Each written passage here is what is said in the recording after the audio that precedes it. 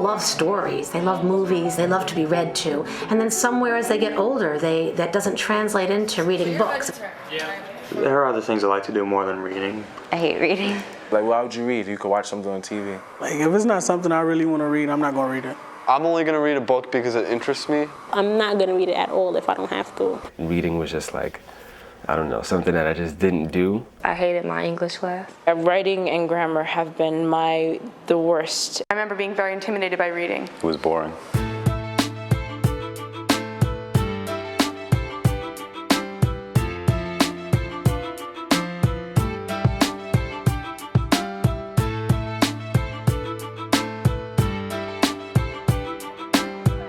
The headlines are not wrong.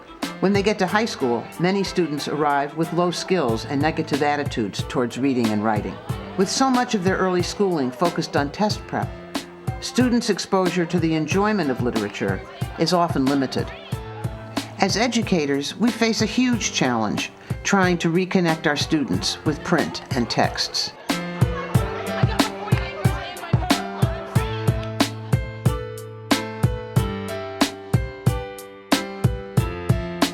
This video explores a number of ways to create an inquiry-based culture of literacy. In place of a hand-me-down curriculum, we will see examples of teacher-designed courses built around provocative questions and intriguing themes.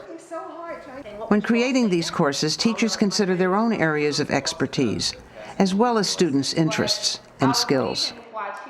Through their work with students, teachers have identified basic strategies that promote a culture of literacy. Creating opportunities for choice, fostering analysis, encouraging student voice, requiring revision, and setting high expectations. Though these strategies are listed one by one, in practice they overlap, with strands of each appearing in units and courses across the disciplines. We got to pick what we wanted to take. We got to take classes that really interested us. Students need to have some choice. You can pick your classes, you can explore your interests. When I look at my schedule, it's me, it's the stuff I'm interested in. Like if I pick a class, I'm picking it because I want to learn more about that subject or more about the things that they're going to talk about. My first semester I took Toni Morrison. Autobiography workshop. From Red Savage to Disney's Pocahontas. It's all about love. In the Ghetto. Brothers K. That's Brothers Karamazov. I had novels. Playwriting. Shorts.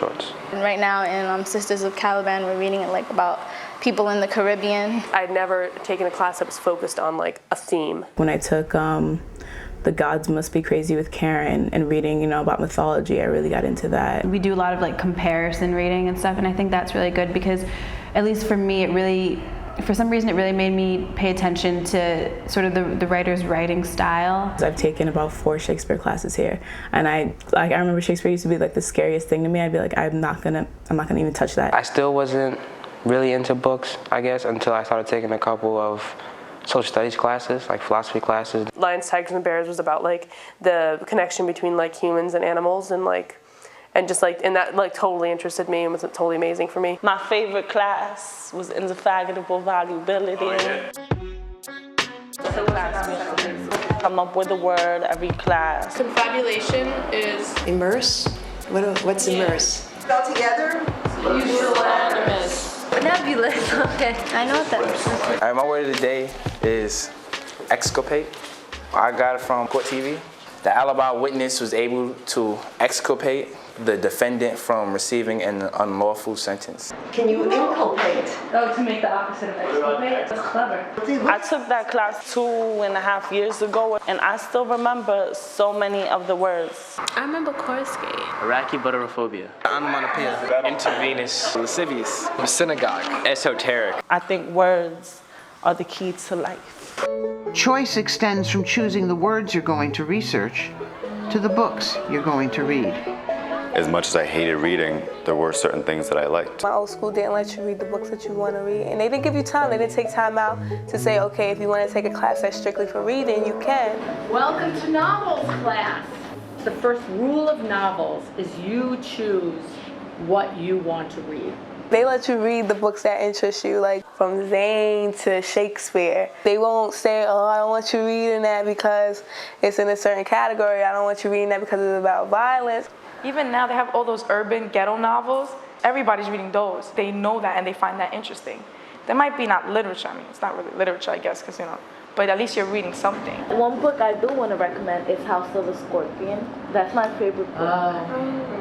I really like that. That's a fun book. I read that book, and that book is really good. And I don't like reading. I hate reading, but I like that book. You get to choose your own books.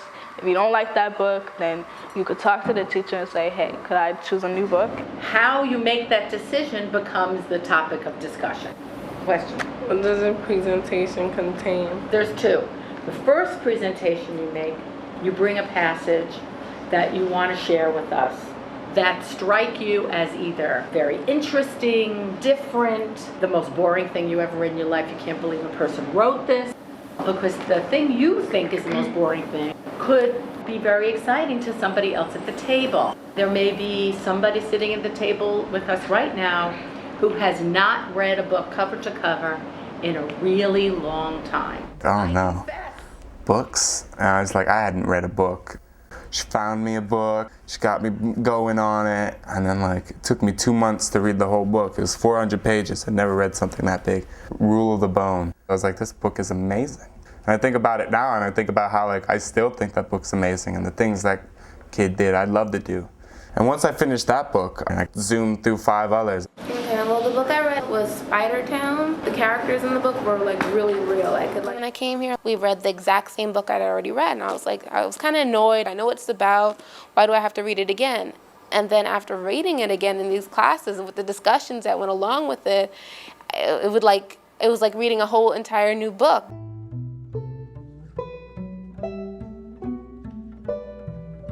I knew how to read when I came here, and the technical bit was mastered, but the analyzation wasn't. I mean, I read, but when I read, I didn't really fully grasp what the reading was. Initially, when students begin reading, they're very, very literal, and it's mostly summary.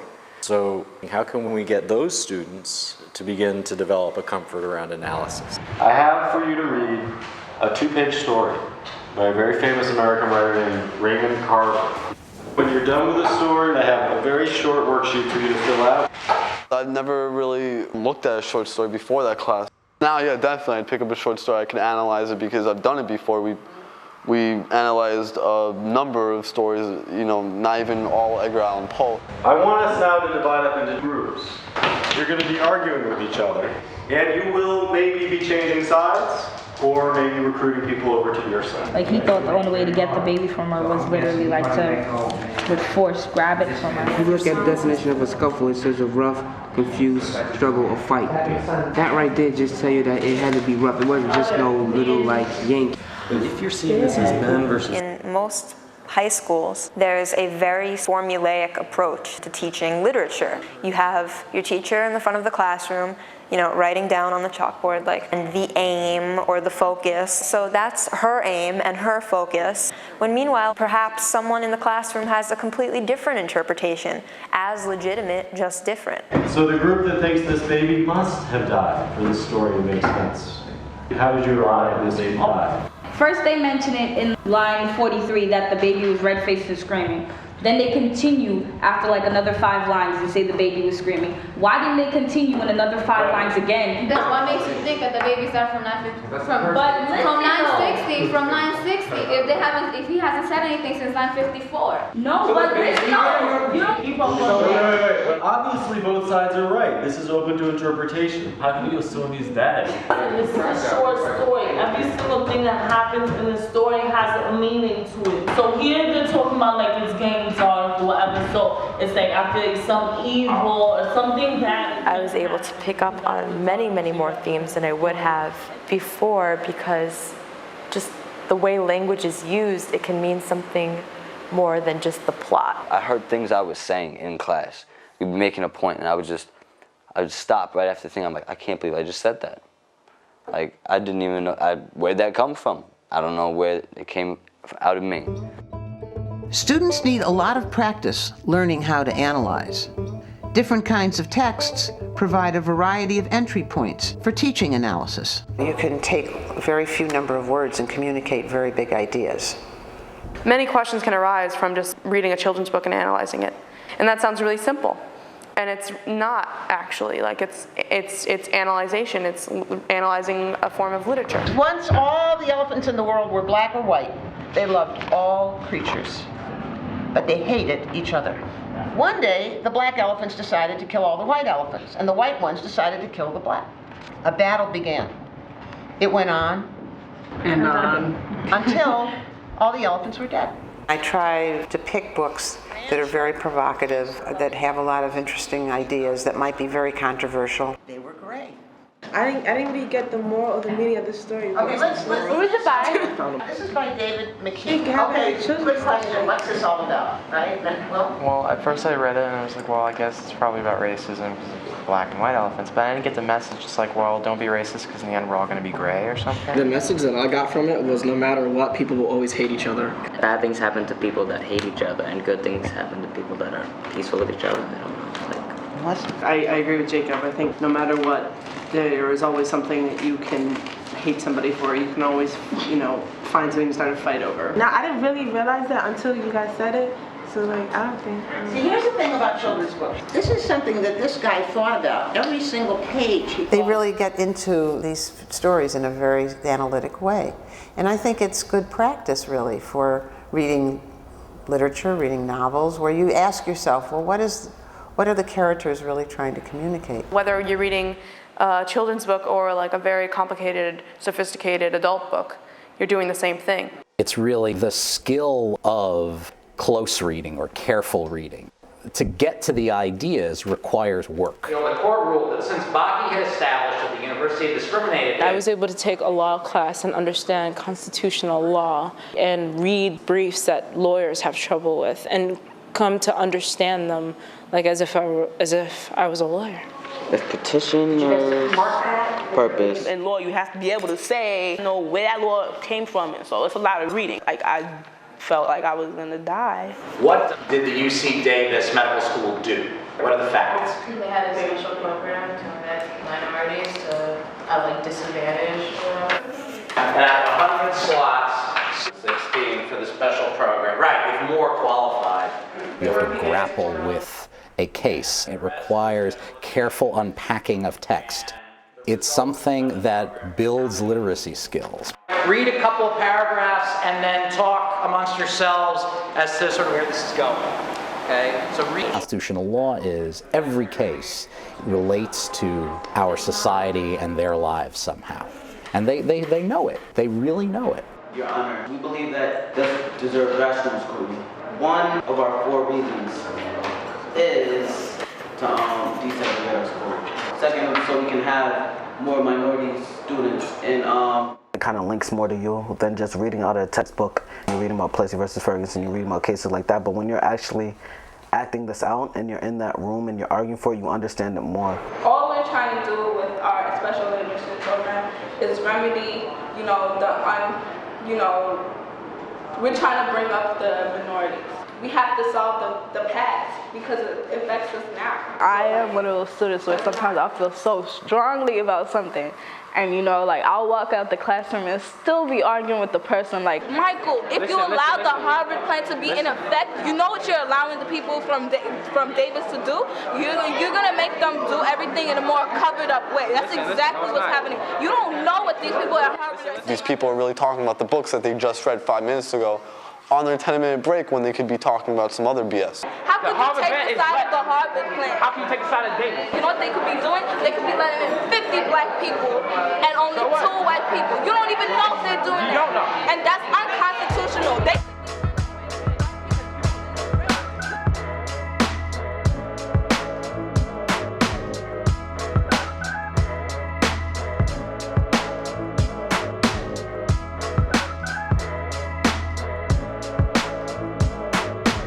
Some students have never really been invited to really say what they think about a text.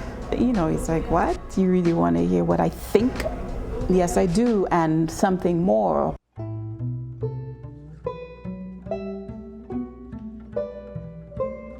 Teens want to express themselves in any sort of way, whether it be lashing out or drawing or talking. That's probably the most important thing you can let a teenager do, is express themselves. This is their only chance to kind of have a voice. So often, like, the frustration of literature classes for kids says, well, here's your paper. You know, you want them to say, here's my paper. You should copy down all the information that you're going to need to put in the back of your anthology.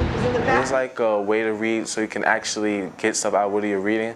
And I really learned that when I was in the anthology with Phyllis. We were reading different stories, and we had to pick a theme or a topic that we wanted to use, and we had to pick different like short stories and stuff basically to form our own anthology. At first, my mother didn't know what an anthology was. And then she was like, why does your book have other people's names in it? I'm like, that's what an anthology is, a collection of other people's work. I mean, your job is to decide how much goes in, how it balances out. Remember the introduction we read by Mary Helen Washington? What was she getting at in her introduction? How black women perceive themselves. Yeah, other people had written about black women, but she wanted a collection where black women speak for themselves. You have to think about that. What's your point of view? Well, my anthology is females and self-image. What I would like to do is stories where you have kind of a revelation. It's kind of like going through a hard time and you get through it. So are you talking about more like survival stories, like The Hatchet, or like more everyday things? I'm not sure exactly, maybe some people had ideas for me.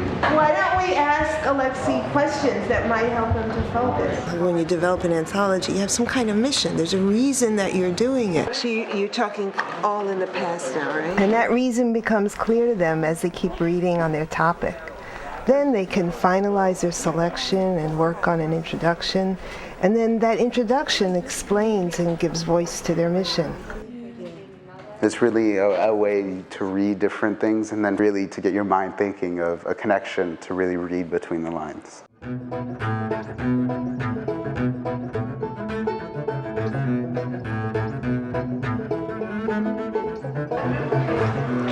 my introduction, I wrote a little piece. I think for guys, it's a good thing to read so you really recognize what role you play. What was your biggest gain from doing this? I'm much more aware of the things that affect females. And I think they have, in some ways, I think they have a harder time than guys do when it comes to certain things. So, check it out. How many pieces are there? How many different articles are there? I think I got like 20 something. I'm not really sure, because last night I got more than 20, I know that. But, I worked really hard on it. How many did you start with? How many did I start with? Yeah. 0. In school, like, you do a lot of things because you're told to do them, and then you have those moments when you do something and like, wow, like it was great. Like, you know how some people things they have moments that change their life? That's a hot thing to start with. I'm pretty sure. That was one of those moments for me. It just kind of made me feel more eager about learning and just more that I had a voice. I learned how to speak my mind, how to be confident and independent. I'm going to ask you to do a little more writing. The way that I voice my opinion is writing. When I first started, my writing was all over the place, and now, I've seen, growth over time. I want you to just finish this sentence. In order to understand me, you have to know about. I like working with kids on autobiographical writing because they're always ready to start writing. They have all the ideas and the stories already, so we can really focus on their voice. Let's turn to Girl Interrupted. If they made it seem like she was going to the doctor, she was being admitted in the hospital because she was tired. But they gotta be more to me. It made you want to read more. In addition to the published autobiographies that we read, their stories also become texts in the course. They all were saying, don't hit him. It's not worth it. Don't do it. Don't do it. I ran up to him as fast as I could. I even jumped over a table. I punched him so hard, I could feel his jaw crack. I was reading this book for another class, and I was reading the book, and I was not so much focused on the content, but on the writing. And I know that had a lot to do from autobiography workshop, because that's something that I was looking at myself when I was writing. My mother was determined to teach me how to divide. I would have to go back home after lunch and sit with my mother doing what seemed like hundreds of division problems. but I was confused on a lot of parts. I felt like you jumped to a lot of like subjects a lot, and I didn't know exactly what you was talking about. I was having problems with the transitions, like going from one subject to another. Like it seems like I'm just saying it. We give feedback on what we think should be changed, what we think should be added, which is the complicated part, because like you were not thinking about writing about that particular thing, and then you realize that is necessary for people to know really what's going on. Everybody knows that the first thing that you do is not the best thing that you do for the most part. With some direction, you could go back in and tighten up those ideas and make it better and look for grammar and look for examples to clarify your ideas.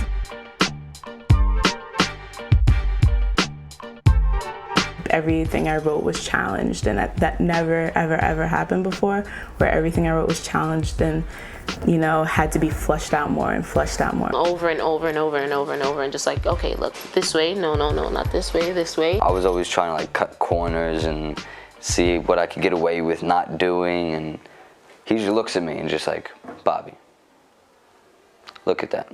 Like, come on. Look what you're doing. Look what you're cutting out. I'm clenching my fists, the uncontrollable shake. With one smile missing, your life is at stake. I'm now half, no longer whole. Chaos has fallen. I've lost all control. The last poem that we workshopped, one thing that we talked about is if you don't understand something, feel comfortable asking the author, what do you mean by that? I don't think that's an attack at all. I think it helps the person work through what they're trying to say. In the last 2 lines, or the last 4 lines, how does the person just turn into a she? I would get a lot of edits, like, why did you put this word? Like, I'm not so sure about it, and it kind of would be sort of like bother me a little bit, because it's like going to someone's painting and adding a different color, you know? That's how I look at it. Are you reading it as a negative ending? There's always a couple of students that feel like their first draft is their best draft, because their first draft is their most natural work as an artist. I try to get kids to understand that actually you can work on something and it doesn't make it any less creative or any less yours. Will he, the little soldier, be next? The little soldier doesn't know his name anymore, just a code name, Captain Zero. You have an idea of something you want to come across to your reader. So when you're having a discussion about what your poem means and kids are coming up with these interpretations that were not your original intent, I think it's interesting that you recognize that the meaning that they're coming up with actually works, or you really see they're not reading the text carefully enough. I don't have a problem with the full, it's not part of the sentence. So you understood it as part of the same question? Yeah, I got confused before because I read it from the full all the way to the end thing. So it's more like you want help understanding the break between the again. It helped me see that sometimes I might write stuff that's a little too deep, and my metaphors might be too much and people might not understand it, so it's always good to lighten it up. Often, by the end of the semester, they see that a kid's feedback helps them and then they really like their next draft better. That's the best argument for why this is something you should do, is when they read their first draft and then they read their second draft and they like their second draft better.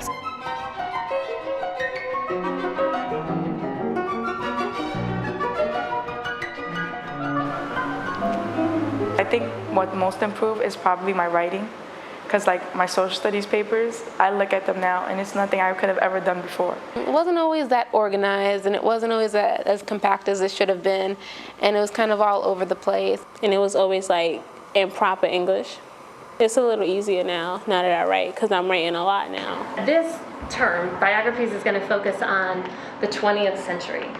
The social studies course Biographies grew out of another research course where we looked at the American West. The books that they were digging the most deeply into were biographies. They would become enamored with this historical figure and become more interested in doing more and more research. It's a class that can open your eyes to new things and new people, because there's a lot of people in class that people did, and I had no clue who that was, what they did, or whatever. Your second book is going to be due right before the spring vacation. I don't only want you to jot down factual information that comes up, but I also want you to jot down things that stick out to you, that maybe like perplex you, because those are the types of issues that will probably develop into some kind of thesis. What I do on a weekly basis is collect all of their notes, and then we're looking at their notes together to see what they need to improve on. So presentations begin approximately May 1st. You getting nervous already? I think of the presentation as being the kind of kickoff to the whole writing process, and it becomes almost like a verbal outline. The person I did my project on was Emma Goldman. She was an anarchist. Anybody know what an anarchist is?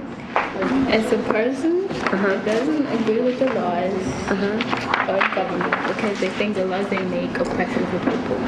So my research question is, did Emma Goldman personality help or hurt her political life? The book I read, it came down to the point that she didn't really accomplish anything because she was too independent. So you're going to argue in your paper then that her personality really hurt her political career. How could being outspoken and demanding help your political career? I think that by being outspoken and by being demanding, you can gain respect from people. I remember there was this one thing that Daniel said that really helped me a lot. It was that for her as a woman to like be so bold, in a time period like that, that was something that I didn't see. It was one of the main things I argued in my paper. I feel like the first draft is them getting everything out on paper. Maybe there's a few sections that are missing that they're still struggling with a little bit. By the second draft, they're getting more done and I'm giving them more comments. And then they're wrapping it up by the third, but in some cases it's several more. My writing history isn't so good. I guess because I was so interested in her, I was interested in writing a paper. And I guess everybody was shocked that I wrote such a good paper after doing so much revisions. So it was a pretty good paper. What's the longest paper you've ever written? A few pages? 3? 5? 4? My experience has been for these types of papers, it's like roughly 10 pages, I would say. They want you to write almost like college papers. And so when I first came here, I wrote a paper, it was maybe like 2 pages. It was like, okay, this is not acceptable. And I guess towards sophomore, junior, I started writing maybe like 6-page papers. They just always wanted more from me, and they just always kept pushing me. And I got a little frustrated sometimes, so I just didn't want to do anymore. But like they kept pushing me, and until it was just like better than I could think it could ever be. Novels was boring at first because like I'm so used to reading like these little books with like 15 pages. Like certain things in some of the books, like I wouldn't understand like the phrase of it, like what was they talking about? The kids don't come in with the skill and confidence to do these difficult readings. Sometimes I'll read something, like I said, and just like not know what I'm reading. If you say to them, we're going to read a very difficult court case or read a chunk of Aristotle, they're excited by that possibility, but they're also intimidated. And they are right to be intimidated. It could be very difficult reading. And I remember sitting down and going, oh my God, I have no idea what this is at all. I read it, and I didn't have any understanding of it. And then the next day in class, Rich was like, okay, for those of you who read, let's go over this, let's try and understand it. Gail was like, just read what you could read, and then what you don't understand, ask.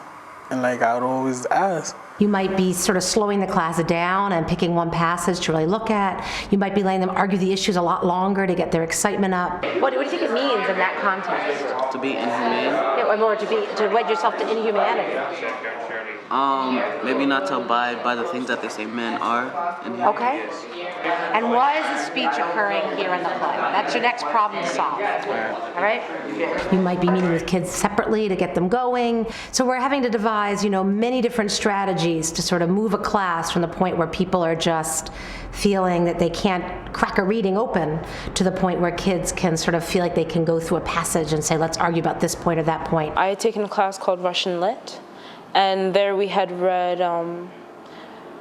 Crime and Punishment by Fyodor Dostoevsky. I can never pronounce his first name. That was the hardest thing I've ever had to read. Like, I've never had to go back and read pages over and over again so many times. At home, I did the best of my ability, and I just did by myself, and then came to school and was like, I didn't know what this was saying. And I put it out on the table for the class. I was like, you know what? I don't know what this is saying. And more often than not, somebody else was like, me either. I don't know what anybody got from this. I didn't really get anything. What page?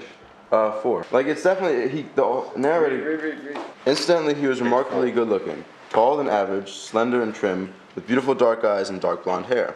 Like, without that sentence, the paragraph would still read smoothly, and the narrator chose to put that in for some reason.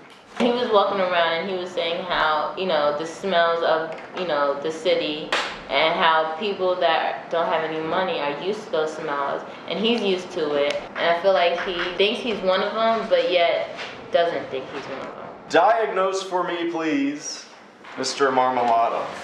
He's pathetic. Why do you say he's pathetic? He talks about how he totally respects his wife and she's such a dignified, educated person, and yet he goes and drinks all their money. His wife, he allowed his wife to persuade his daughter into being a prostitute. What? That's not even her child. I don't think he deserves sympathy. If I didn't have the class discussions, I would not have been able to read that on my own.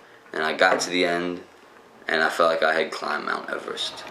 I see people who like just don't do stuff because it's like they're not telling me to do it, so I'm not gonna do it. They do the bare minimum, and it's really easy to do the bare minimum when nobody's saying do more. Like, I was really scared of the social studies because it felt really advanced. The first couple days of class, I'm really freaking out because Harry's describing this book that we're going to spend the whole semester reading, a biography of Robert Moses. Like, this book falls down in front of me. It's like 3 inches, 4 inches high, like 2 pounds or something like that. And I'm staring at it like, I can't read that. And then, to my surprise, I end up not only reading it, but actually comprehending everything that it's saying and actually, analyzing this thing.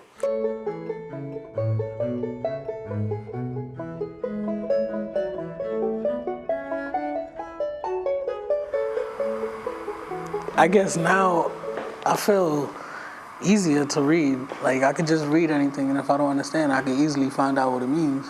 But before I would just read it just to read it. But now I think more about what the author's trying to say, like reading between the lines and everything. I used to just kind of skip over and just read really quickly. I've kind of just slowed down and I kind of absorbed the book more, and I kind of like to even find people who have read the book to kind of discuss it. I sort of like got inspired by other kids in the school to like read, and like I was like, damn, I really want to be able to say something smart, or to like for other kids to look at me like I'm intelligent. Too often, when thinking about literacy, teachers focus on short-term goals. The next test, the next book, the next marking period. But what kind of culture does that create? Creating an inquiry-based culture of literacy requires a focus on the long term, providing an environment that makes reading engaging, encouraging students to grapple with complexity, creating opportunities for student expression, challenging students to refine their ideas, and expecting students to go beyond what they thought possible. I could read Shakespeare by myself. I'm proud of that. It was very hard for me before. I'm not intimidated by books anymore. I was reading books like The Painted Bird and The Odyssey and all these other books that I would have never have read. 100 Years of Solitude. That is a big book full of knowledge and all sorts of themes and things like that. I don't think I would have been able to read that. Because I read so much now, I think it's helped my mind spread out for as more as I think about new ideas and venturing out. I'm just gonna try to read all the time, just always have a book in my book bag. If I don't get to touch it that day, okay, but as long as it's near, I'm gonna touch it sometime. It feels good when you actually find a book that make you say, wow, that was great to read. And you can only find that book if you just keep picking up books and picking up more books and just reading them.